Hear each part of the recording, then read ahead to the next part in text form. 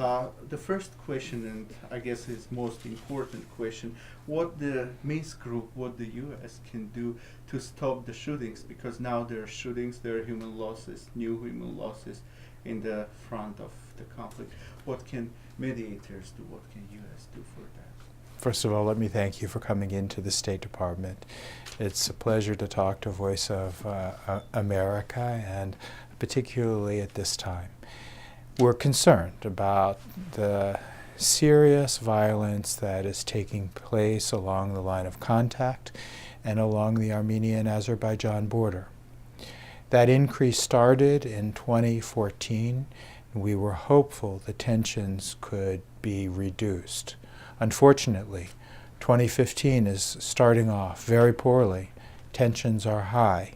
There are incidents that are occurring nearly on a daily basis. We're concerned for the people in the region and also for the peace process. We need to focus on a negotiated settlement, and an increase in tension is not helping us in those negotiations. Many experts here say that maybe U.S. should not wait till the Minsk Group works, but help two sides, or all sides, let's say it that way, to sit on and start talks between each other directly. What do you think about that? Well, the United States stands ready to help in any way that we can, and we would like negotiations to begin. Now is the time for negotiations to begin that can lead to a lasting settlement. That offer was put on the table last year. It continues to be on the table through the Minsk Group with the co-chairs as negotiators. And we hope that the sides will accept that invitation so that we can work directly on a negotiated settlement. You mentioned about that it was done through the Minsk Group.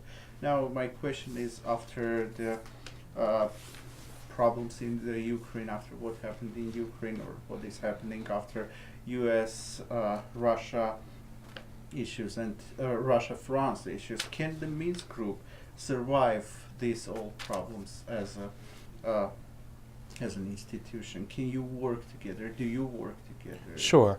The Minsk Group continues to be the format for mediation that is accepted by all parties. Of course, we want to find a negotiated settlement. Of course, we want to find a solution to this decades-old conflict.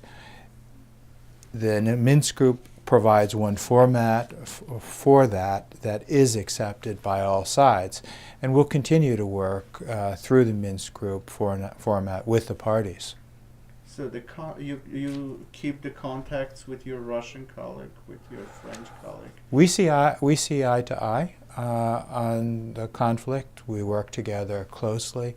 This is an area of U.S.-Russian cooperation, and we expect that to continue together with our colleague from France.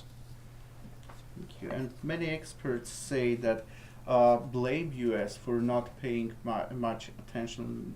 Mr. Blanc, Mr. Mankov, they said U.S. is not paying enough attention to the peace in the region, to the peace and security in the Caucasus or South Caucasus. Mm-hmm. What is the U.S. policy in terms of peace there that you work on?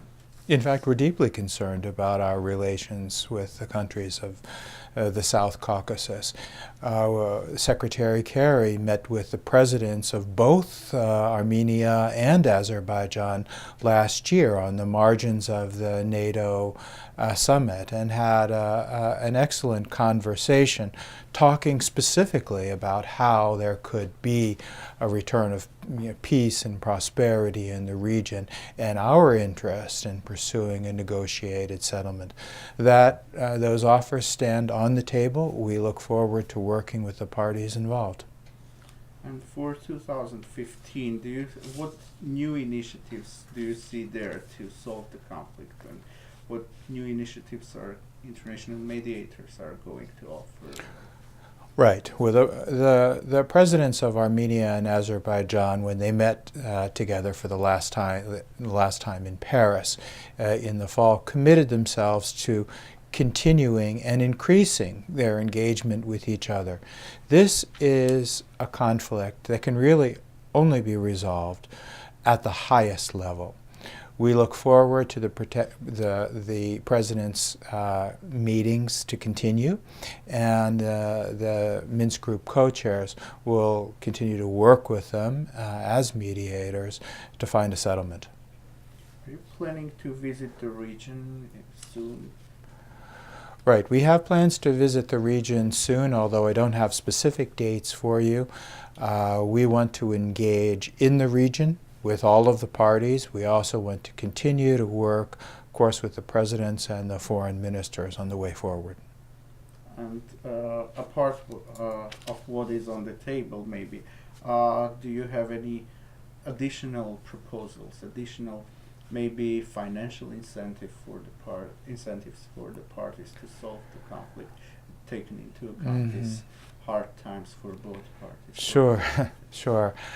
The fact is that both of the presidents know what it will take to find a comprehensive settlement to the Nagorno-Karabakh conflict.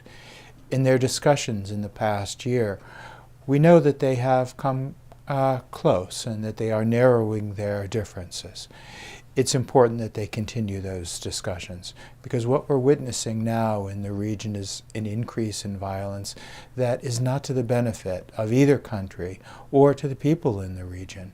We want this conflict to be peacefully resolved, and the way to do that is for the presidents to work through their differences, and we'll support them on that. We're looking for a comprehensive settlement, and as a part of that comprehensive settlement, there will be a range of issues that we'll be talking about.